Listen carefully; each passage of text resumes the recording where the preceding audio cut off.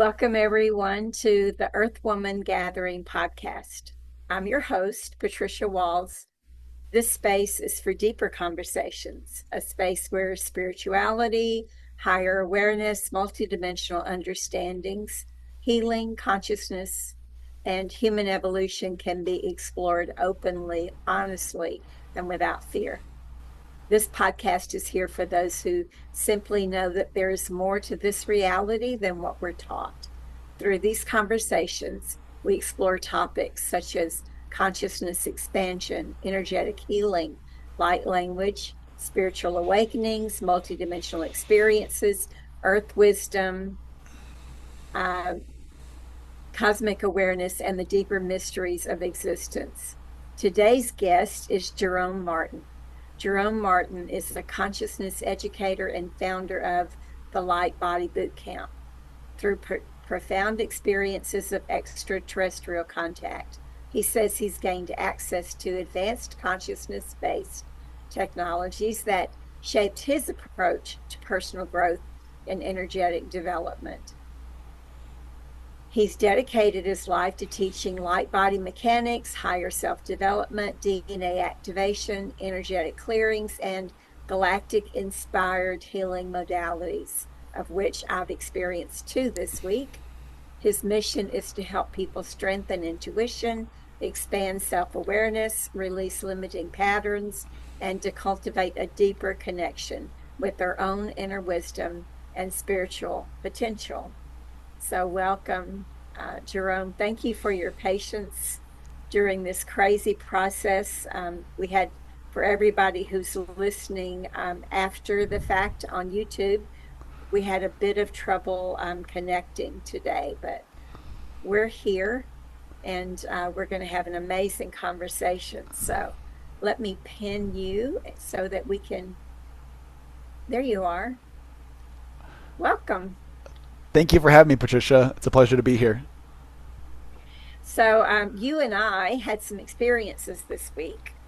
We did. And you wanted to be able to discuss what it is that you offer. And so you extended the offer for me to go through 2 of your experiences. So one of them was the CE6 direct contact.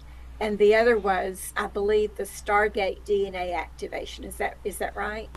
Correct. Yeah. So the CE6, I used to call it CE5, but then now a lot of these new agers, especially with Dr. Stephen Greer, where the CE5 is where they see the ship up in the sky, etc. But this is more of a a multidimensional experience where we journey into these crafts to have direct contact through cellular telepathy with these higher dimensional beings. And then the Stargate DNA activation. This is a reconnection of your DNA to the stars, microcosmically, macrocosmically, that allows a streaming to take place where we start data streaming into our consciousness, things from other lifetimes, other stargates. We start remembering who we are. Different abilities come online and activate because these dormant abilities are held within the DNA strands. And most of humanity is operating, the collective is operating around 3.5 to 4 strands currently, but there are 12 of them. And so as we turn them on, more of our gifts come online, more of our abilities. And it's not just them coming online, it's our ability to use them and process them quicker, right? It's like an upgrade to the operating system of our biological supercomputer. Yeah. So you've done this. How long have you been offering this process? So my awakening happened in 2017, but I have been doing this since 2020 is when I've been offering it as a service to the world. But I've been honing my skills since 2017 is when my contact experiences started happening. Yeah. And but we mentioned 2 separate things. We mentioned the CE6, and we also mentioned the Stargate DNA. So you're saying both of those, you've been doing those for that period of time?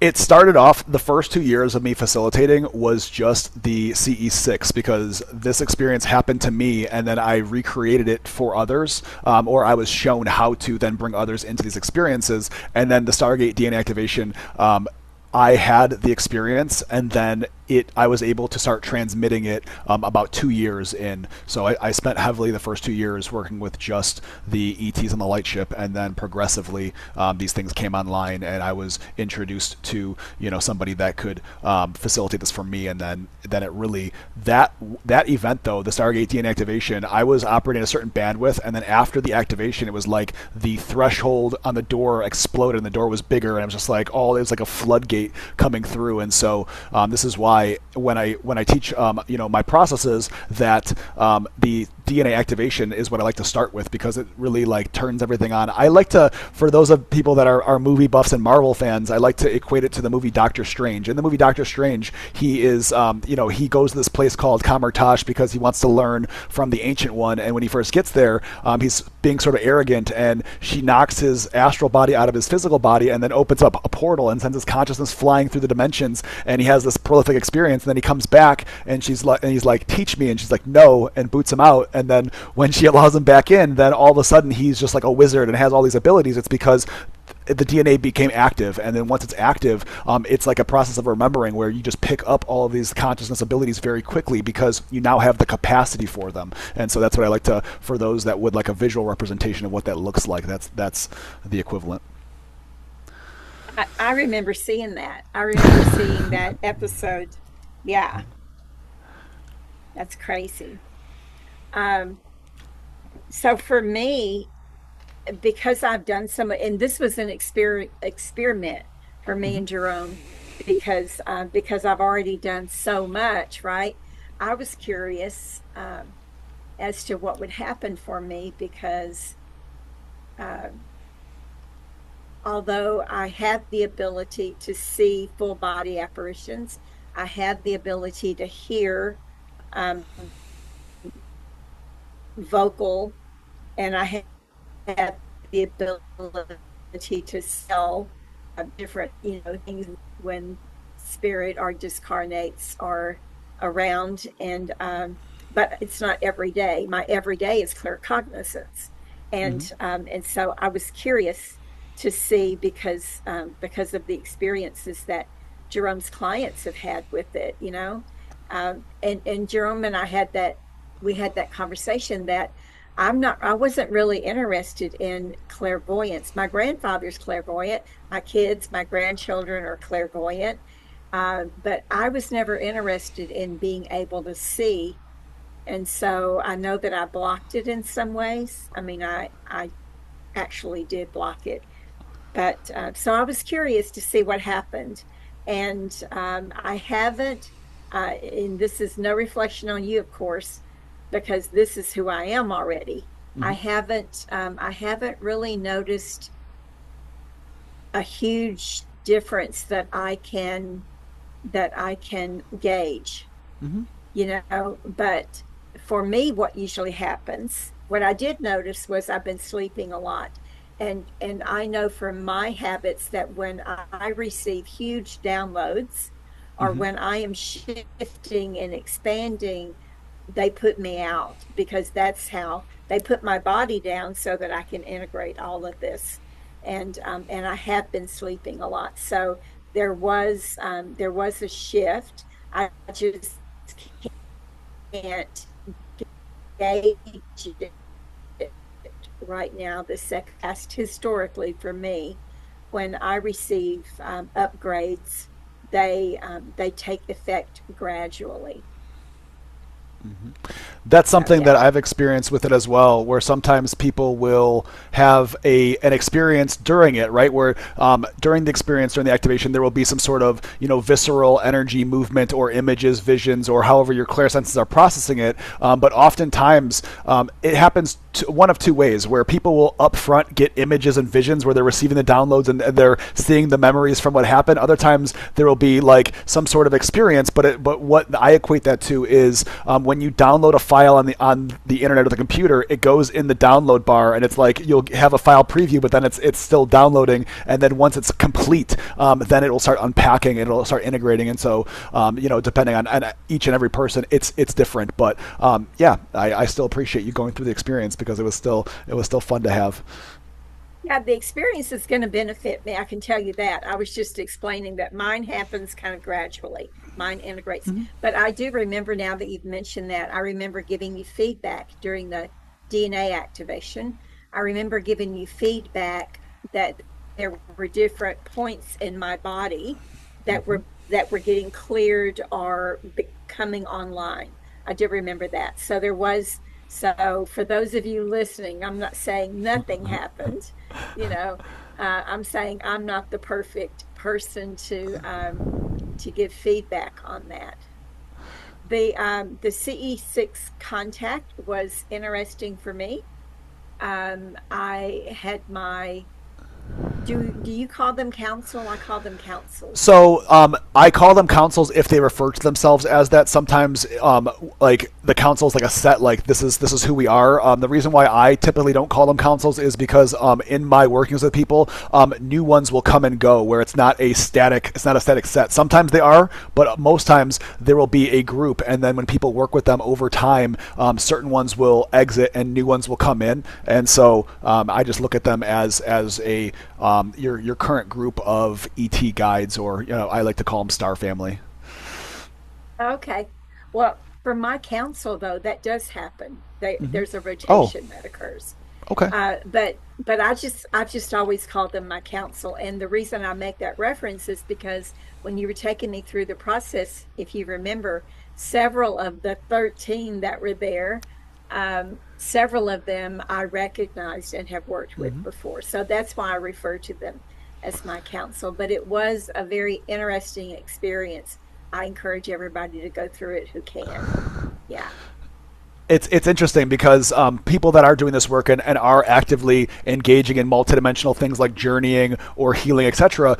A lot of these ones we do come in contact with them. It's like, oh, I recognize them, and then when you have the experience, then you get to see like sort of the wider scope is where you get to see all of them at once and what they have for you. And something that I've sort of realized about them is when they work together, that each one even though they're individual and separate, it's like they've got a piece of a larger whole that is your capacity or your tool belt, where one of them will teach or give you one thing, and each one give you pieces. Something that I've learned from my extensive work with them is that when they were giving me tools or abilities, it's like each one would give me a small piece of something, and then it wasn't until I integrated all of those pieces that a larger ability would come online. But it took the integration of all of the separate pieces, like blocks in a house or like bricks, how it creates a complete sequence. And so I've sort of realized that that the way that they work is specific to different integrations that happen. And you and I also had the conversation about, I'm going to call it misgivings, Mm-hmm. human misgivings, right? Because just earlier, before we started recording, we were having a conversation about the Australian version of Sasquatch. Mm-hmm. Um, and um, and I do have a version of that on my council. Mm-hmm. And so you and I had the conversation, or one of the questions that you ask is, how do you put it? What planet are they from, or Mm-hmm. not? You didn't say planet. What did you say? I always ask them point of origin, so we know Point of origin. Okay. where they come from. But what's interesting Yeah. about point of origin is you can be a Syrian and your point of origin started in the Pleiades, because we are just like how humans are nomad, so are the rest of these species, where they have made it to different places. And so I always like to ask, but it's just interesting because sometimes you'll get two beings that are similar from different locations, and it's like, well, how is that? I was like, this is just where I started. This is where I came in to this spot this time. And I did have that happen, if you remember. I mean, Mm-hmm. you probably had 7 clients since me, but I did have that happen where one of my family, one of my council, um, I don't, was it dragon? It was the dragon, and I said they were more Arcturian, and that confused me because it's like, how's, or maybe it wasn't Arcturian. Do you remember? I thought it was like not Arcturian, but there was like a like Altar, Syrian. or it was something. But I remember what the question was, well, don't they typically look like this from this space? And what it comes down to is that that they can be localized to that spot, and so that's sort of where the discrepancies can be, because of them. Like, each being isn't always from that star system. Like, they had, some of them haven't even been there. Some of them haven't even been to their home system where their genetics are from. But they, came in or spent all of their time. Some beings are born on ships, and that ship was on a long mission, and so they showed up way over here, but they're still of the genetics, and that's what it comes down to. And one of the again misgivings, my team is loving that word right now. One of the misgivings for humans is that they, like you said, they think that the dragons all come from this location, right? The Syrians all come from this origin, and it's not always true. And also, you had mentioned at one point that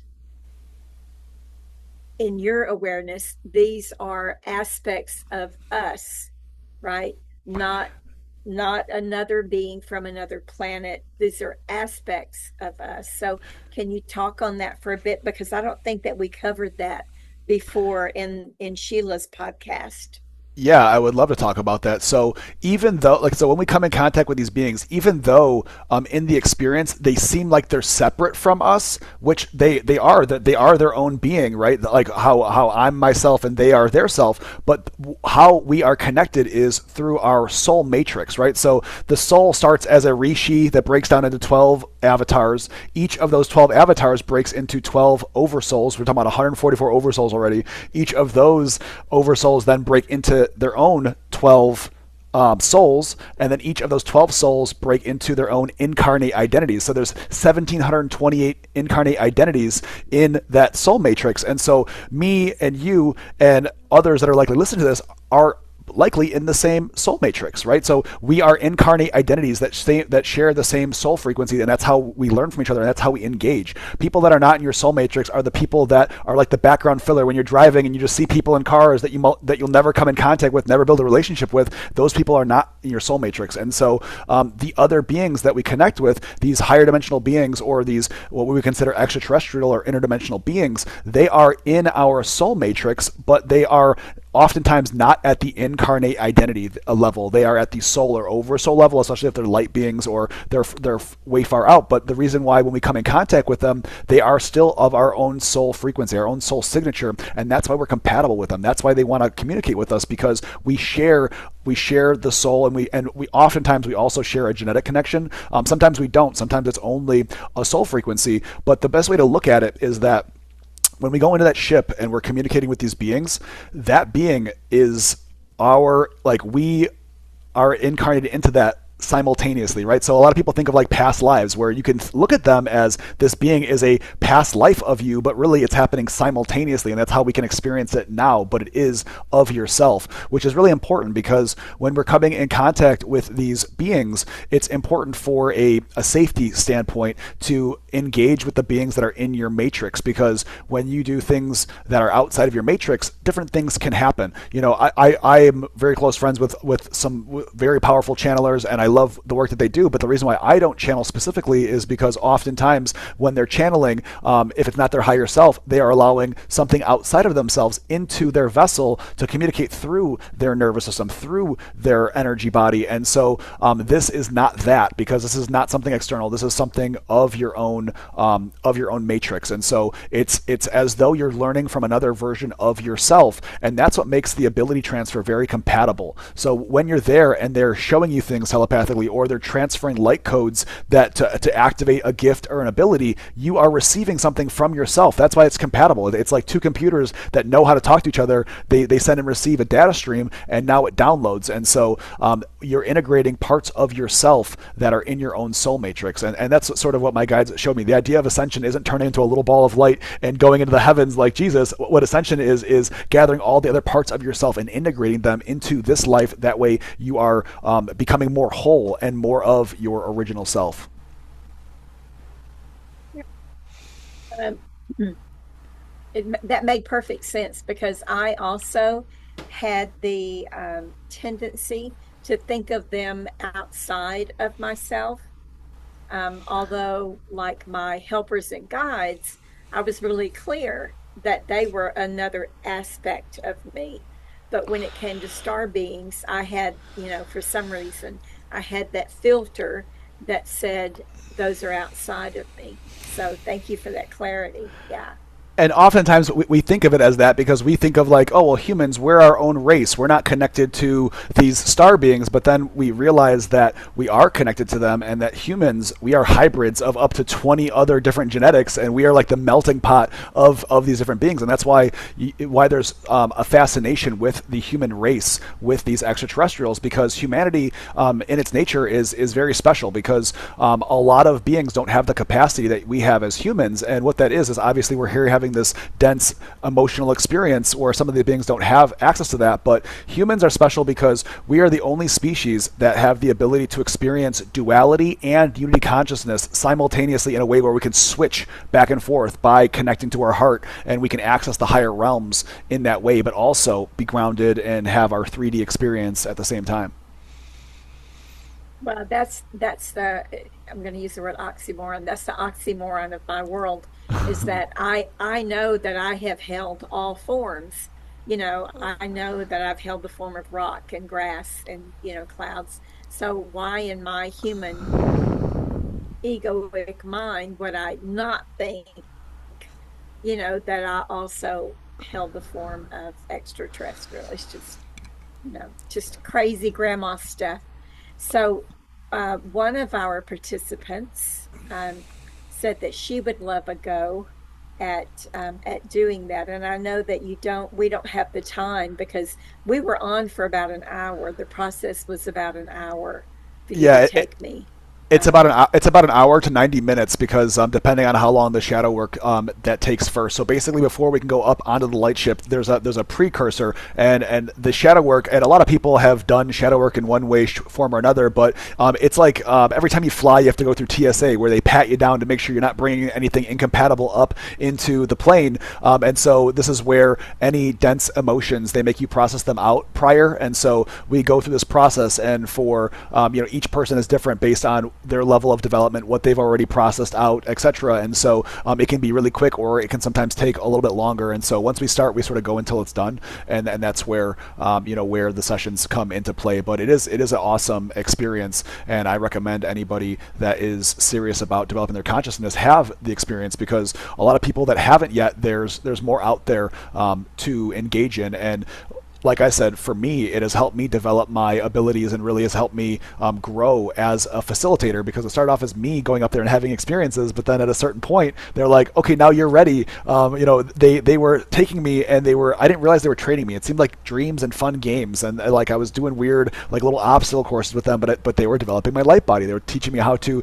project my energy, how to move my light body, how to connect to objects, move them, and then over time they were like, oh, you can do all this now. Now connect to a person and bring them here. And I was like, wow, I could do this. And then from there, it turned into facilitation, where I spent the next, several years, and I still up to this day facilitate this, but other things. But it has been a really big growth curve for me. And I feel like if I wasn't engaging multidimensionally, I wouldn't have grown the way that I have, because there's something about when you go on journeys that really grows and develops you as a facilitator, because you're growing and developing and holding space, but taking people on these journeys where they have to participate. And I know that almost more than anybody, because of the work that you do, that the participation in someone's own journey is what helps them grow, right? Being an active participant.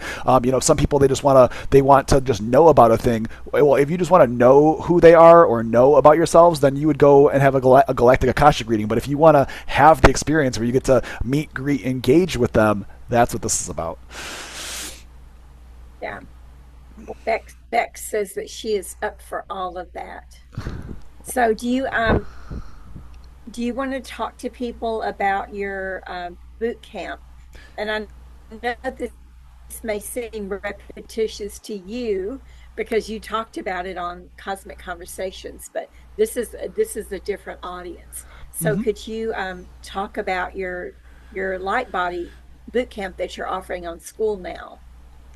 Yes, so the Light Body Bootcamp is my training group, and so this bootcamp was built based on the experiences that I had with these beings, and so I basically reverse engineered all of the technologies that they have taught me and put them into exercises where people can participate. Because a lot of times, when you have a direct one-on-one experience with me, it comes through the entrainment, right? The sound, the voice, all these different things are what engage your senses, and so I learned by doing that it could be transferred into recordings, and so my school group is a community of like-minded individuals that are on this growth and development curve where in the school group we learn how to activate the light body, how to start journeying, how to move into the inner realms, and all the different parts of the faculties. Because just like your physical body, you don't just have shoulders and biceps, you have a chest, you have back, and you have legs, you have all these different parts of your light body that need to be developed. It's not just the Merkaba, it's not just the higher self connection, it's not just the clear senses, it's the ability to move, to engage, how to connect with other people's higher selves, how to do all these different things. And so it builds you in a way that is really well rounded. And just like exercising,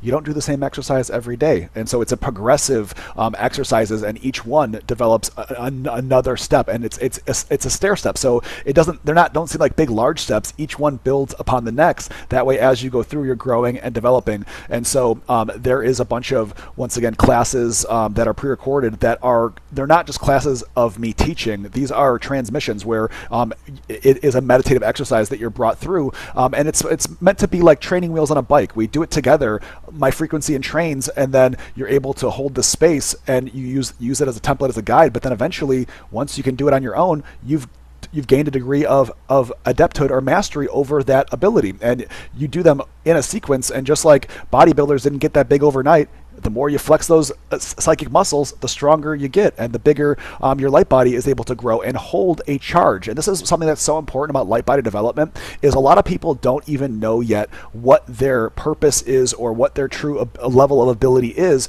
because they've never raised their light quotient high enough to access their higher level faculties. And what I mean by that, and this is so important, is your light body. A lot of people, they've seen Merkaba, they've turned it on, and that's a whole other conversation about the rotations that we won't get into today, because there are fallen mechanics as well. But what it comes down to is activating it isn't enough, right? So you have to use it to develop it. And just like your physical body requires sustenance, you have to eat every day to fuel your body, your light body is the same way. So in this, we teach how to feed the light body, how to grow it, because it is like a battery that charges, and every time it charges, it also grows a little bit bigger, and you're able to raise that light quotient. And some of your higher level faculties, these higher level psychic abilities, never come online until you reach a certain light quotient. So some people are operating without even what they've been given, because they never turned on the battery system. And so this is where by doing this and growing, you get to actualize your full potential. And so I like to think about it like in the house, we've got two types of power. You have 110 for the appliances, and you have 220 for the washer and dryer. Everything runs off 110 except for those heavy duty appliances. And if you don't have 220, you don't have access to those. And this is where we want to grow and turn on that 220. And this is where, daily exercise is important, because those of us that aren't connecting to source and aren't running frequency through ourselves and actually charging this light body how it's supposed to, it's like you're operating with a dead cell phone all day, and you wonder why it keeps dying. And a lot of times people that are humans by nature, we are so psychic. But what happens is a lot of people, they can only tap in sometimes. Why do you think that is? It's because you keep letting your battery die. You don't ever charge yourself enough to have the capacity that you could or that you should. And so this is where your cell phone, every night before you go to bed, you plug it in. That way the next day it works. You have power all day and you've got a battery system. The same is true with the light body. We want to be not only exercising it, but feeding it. That way we can exercise it properly. If you don't sleep and you don't eat, good luck getting in some exercise. It's not gonna work for you.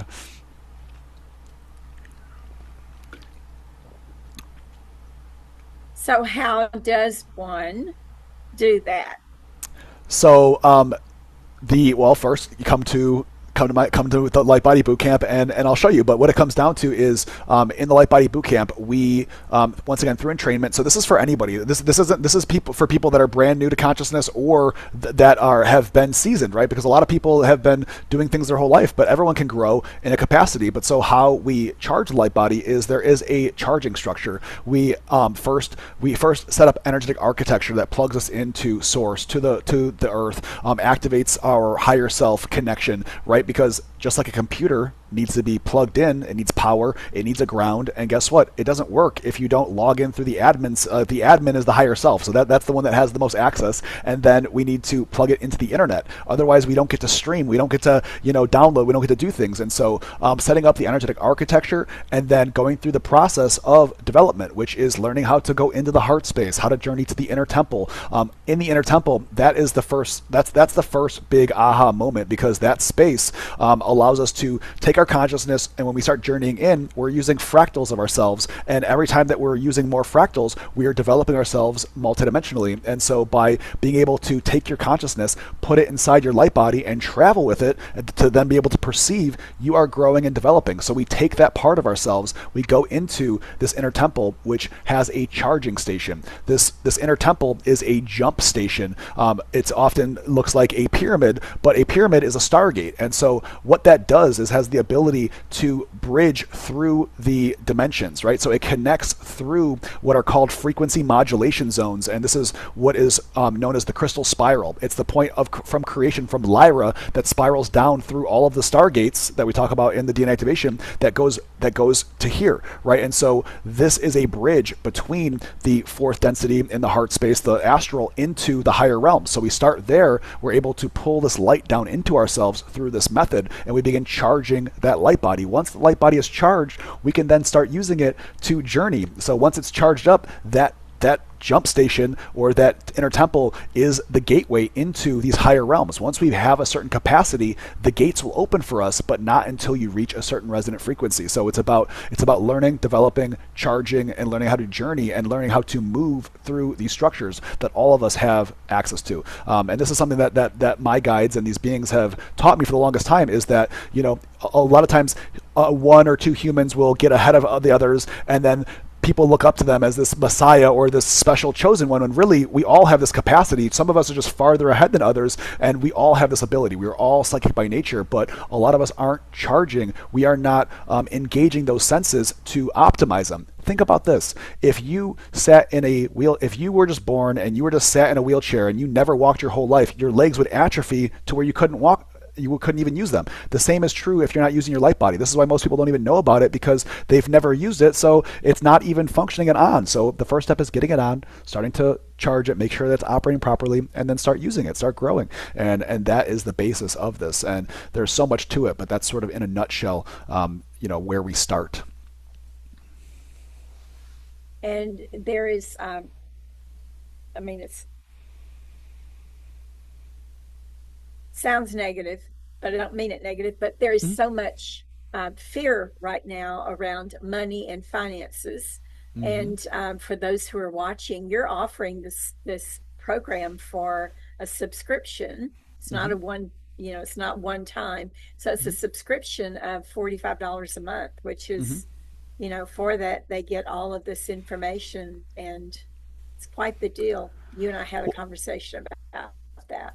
So I did it that way to make it so everyone can access it, because for the longest time I've been working one-on-one with clients where, the dollar amount, that has been always the biggest thing, where not everyone can afford the price of the sessions continuously that it costs. And so I built this that way everyone can have access to it. So basically what I do with my one-on-one training, I was able to recreate it in a sequential event. Obviously when we do things one-on-one, it's tailored to you through your higher self, so that is specific to you, but I've been able to create a template that will more or less cover a lot of the basics. And so the purpose for that is to be able to give that to everybody for, a minimal cost. That way people can engage. And it's not just the classes. So the Light Body Bootcamp, we also do events twice a week. On Mondays, we do something called the Reset Room. And in that, we all get together and we connect energetically, and we connect to the grids, to the shields. We run high frequency energy through ourselves into the earth, and we are essentially building ourselves as living nodal points on the grid that then holds that energy for the collective. So we all charge up because everyone's from different places on the earth, and so we're creating these nodal points and we're activating these group shields. We do that on Mondays, and then on Thursdays I rotate it. So in all of the classes, once again, they're experiential, right? So it's not a let me teach you, it's let me show you. But then on Thursdays, what I do is I go through the sequence and I pick one and we break it down. So we talk about the mechanics of it. Why are we even doing this? How does this affect the light body? Why does this specific exercise develop this faculty? That way we know why we're even engaging things. It's really much, it's a light body mechanics where everything has a purpose. There isn't like fluff. There aren't like make believe exercises. Everything is metaphysical science where it's if then. If we do this, there's a result, and that's how we like to keep it. So on Thursdays we break down the exercises. That way everyone there can also ask questions, because if one person has a question, likely others have a question too. So it gives opportunity to have the live experience on Thursdays, to break it all down and to ask questions in the community. And so I usually do that, or on Thursdays there will be a transmission. Or I'll do some sort of light language transmission for a clearing, or some depending on, I rotate a bunch of things out. So there's always something new happening on the Thursdays. Cool. And you also are offering a free ebook here. Yes. There's a link that I will put on the YouTube description. So tell us about your free ebook. So the ebook is called The Light Body Blueprint. So this is a precursor to the Light Body Bootcamp. So basically, the ebook breaks down a lot of what is inside the bootcamp so people can understand the pathway, right? So whereas the Light Body Bootcamp is like walking, it's like walking the path. The Light Body Blueprint is like the map where it shows you these are the steps in your awakening process that you can really benefit for. So it goes through, what is light body activation? What are the clear senses? What is soul fragment integration? What is inner child healing? What is DNA activation? What is all these different things? That way people can understand some of these concepts and have visual images, charts, things to look at for them to conceptualize some of this stuff, especially if they're new and they haven't heard of some of this stuff. It's a lot to wrap your mind around at first, but it's a helpful tool to inspire people to understand these aspects of themselves. And whether they come learn it from me or come to me, it at least shows you the way, and that's important to at least know. Here's a path that maybe I'm that I might be interested in walking down. You're muted. You're muted. I just sent your request for the ebook, by the way. Oh, thank you. Is there, we got started late, so we have a few extra minutes, but is there any kind of process that you would like to share with people to give them a taste of your work that can be done, in 15 minutes or less? Absolutely. I know a lot of your work is really expansive, so. Absolutely. We can do a quick light body activation. So I'll bring everyone into an altered state. We'll pull in some different starlights that will get the Merkaba spinning. We'll spin them to a certain rotation, activate the light body. That way people can see what it's like to activate the light body if they've never have. If they have, this might be something that feels familiar. Even if they haven't, sometimes it feels familiar because they're like, wow, I remember this. And so, I think that we should do that. So then if everyone is ready, we can begin. So if you're not already, find yourself in a comfortable position. You can sit up or lay down. Either is fine. And let's begin by closing our eyes and taking deep rhythmic breaths, with each breath falling deeper and deeper inside of yourself. Breathing into your heart. You're going to open your heart as wide as you can from the front and the back as I connect to the back of your heart chakra in 3, 2, 1.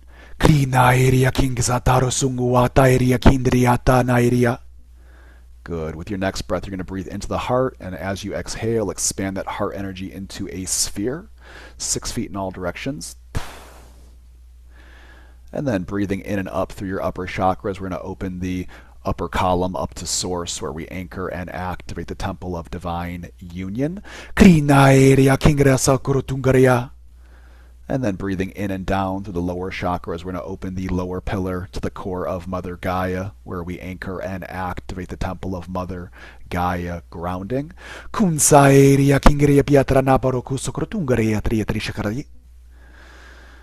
And then we're going to breathe into the heart as we call in the higher self. We're going to breathe in as we see, visualize, or intend golden light spiraling down from above into the column, into the crown, into the heart, where we welcome the higher self into the heart space.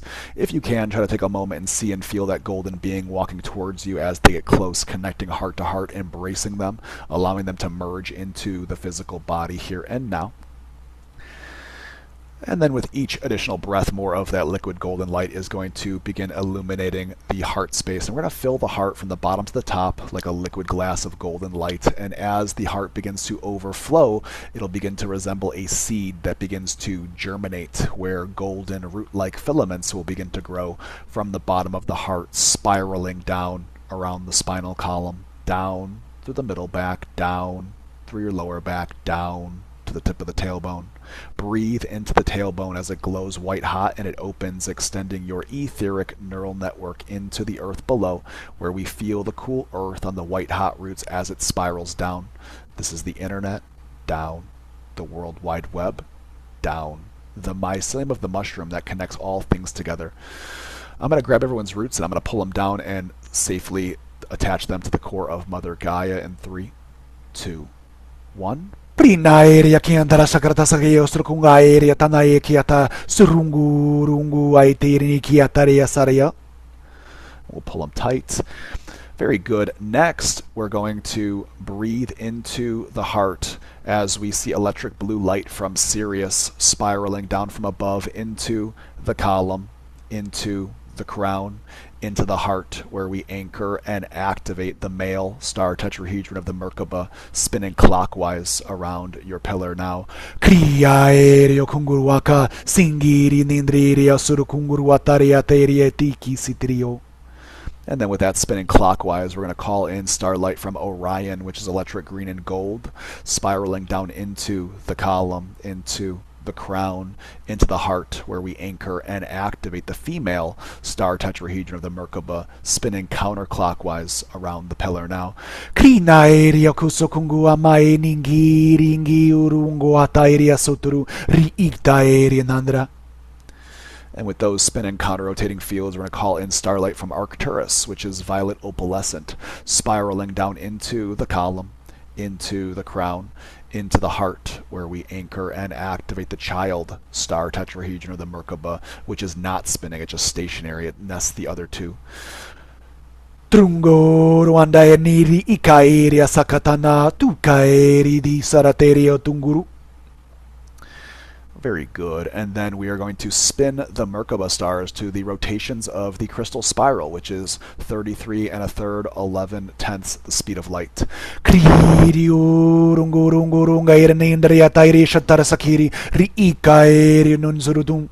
we do that, it should like rev up like an engine, where it'll spin real fast and then it'll sort of slow down into the natural rhythm of the crystal spiral.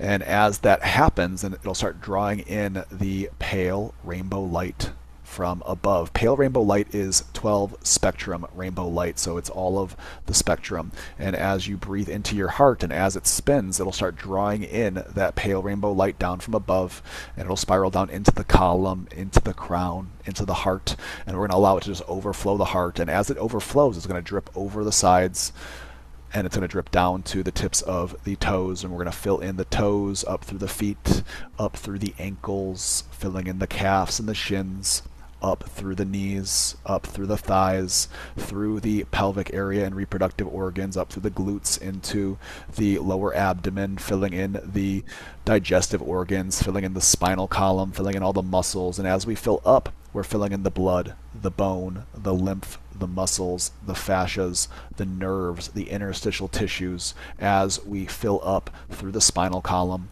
into the rib cage, filling the diaphragm, the lungs, the heart, as we move up through the back and the chest. As it rises up and it reaches the armpits, the liquid crystalline pale rainbow light will drip down over the armpits to the tips of the fingers, and we're going to fill in the fingers and the hands, the thumbs, up to the wrists, up through the forearms, up through the elbows, up through the upper arms into the shoulders, filling in the upper chest and upper back, filling in the neck structure, up into the throat, filling in the jaw, the teeth, the mouth, the tongue, the sensory organs, filling in the sinus cavity as it fills up through the skull, up through the brainstem, filling in both hemispheres of the brain, the colossum, all of the glands, as it makes its way up to the top of the skull. And as it reaches the top of the skull, it'll drip over the top of the skull, and it'll fill in the skin and the hair.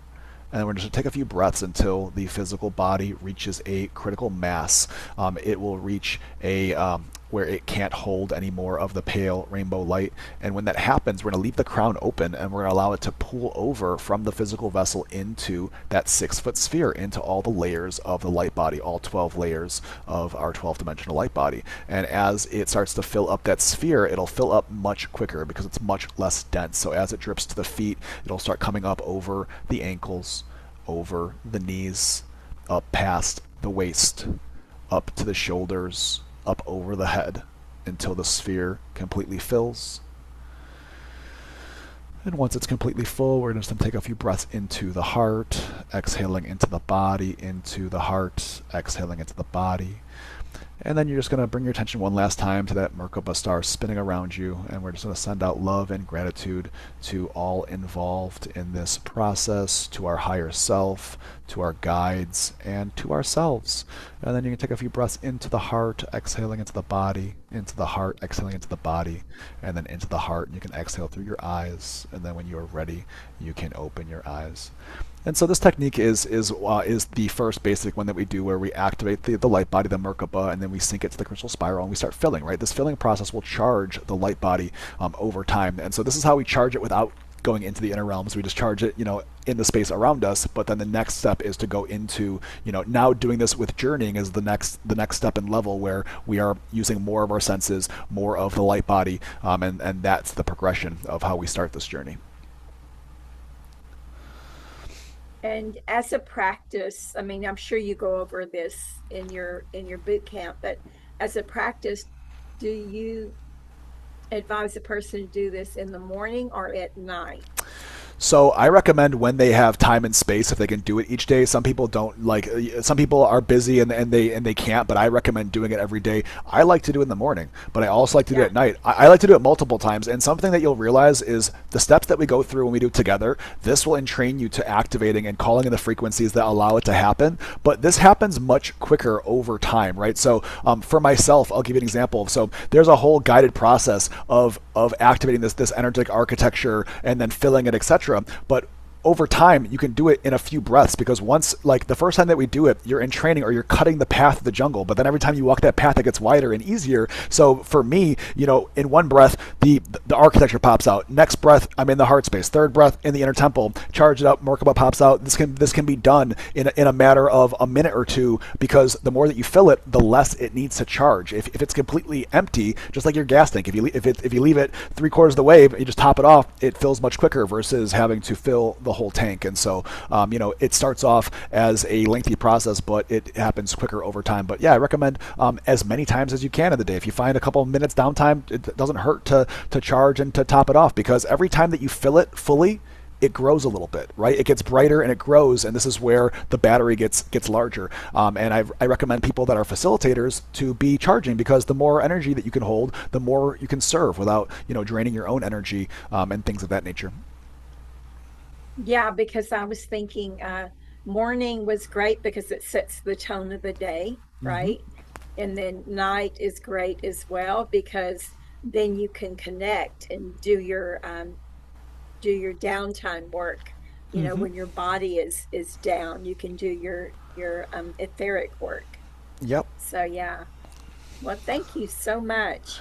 You're Are there any welcome. questions? Does anybody have any questions for Jerome before we close?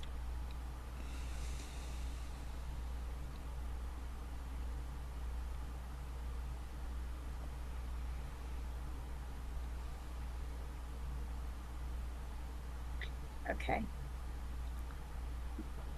Um, Great. And you all will be seeing more of Jerome if you just simply Google Jerome Martin. Uh, there are other Jerome Martins. So when I Googled, I did a search for Jerome Martin UFO or star knowledge or something like that because the other is an actor. Yeah, So anyway, so if you look up Jerome Martin 3, the number 3, because that's my uh, website, JeromeMartin3.com, and so yeah. if you look up that one, you'll be able to find me. Well, but where I was going with that is that there are other interviews that you've done out there on the internet, Oh yeah. right? There are other interviews, there are conferences that you've spoken at, and so I like to encourage people to connect and to, go in and see all of the other programs that you've done, and yeah, not just one, not just go to your website, also see what else you've done. A fun one is on the Discovery Channel, Discovery Plus show. It's called UFO Witness. I was on that show where on that show, ex FBI Homeland Security had my brain hooked up to computers, and they're monitoring my brain waves while I go up on the ship and work with the ETs because he was trying to prove that that what I'm doing. He's like, I don't believe in that, but he's like, but I'll show you how I'll figure it out. And so he hooked me up and got a baseline where he asked me a bunch of questions to see what my brain does while I'm answering questions. He's like, then go up on your ship. If it's the same, you're making it up. And I was able to prove that when you go into these altered states, that the brain waves, it's measurable shift and change. And so that's a cool episode to check out. Yeah. I love it when you can gauge that scientifically, when you can scientifically prove it. I just want Mm-hmm. to mention one quick thing in reference to that. One of my dear sisters is also a light language transmitter, and uh, she was contacted, and she has this really nice voice. And she was contacted by this man who wanted her. He actually builds robots in his garage, and he wanted her to be the voice of one of his robots. And so he contacted her for that. And it just so happened that he had all of this sound equipment. And one of the pieces of equipment that he had was a voice patterning, some kind of voice patterning tracker, one that, like, CIA or FBI or whomever uses Mm-hmm. to prove that it's somebody, if they want to verify that this is you on the phone, that Mm-hmm. kind of thing. So anyway, so he recorded her reading from a book for the robot. He recorded that, and he set the voice tracking for that, right? And then she said, "I want to test something," and so she asked him to record her transmitting the language of light, and he did. And so then he analyzed that, voice pattern analytics, and he looked at her and he said, if we were to take you to court, we could not prove that that was you transmitting light language. So I mean, I love it, when we can get that hard time verification, for Mm-hmm. what we're doing. It's amazing.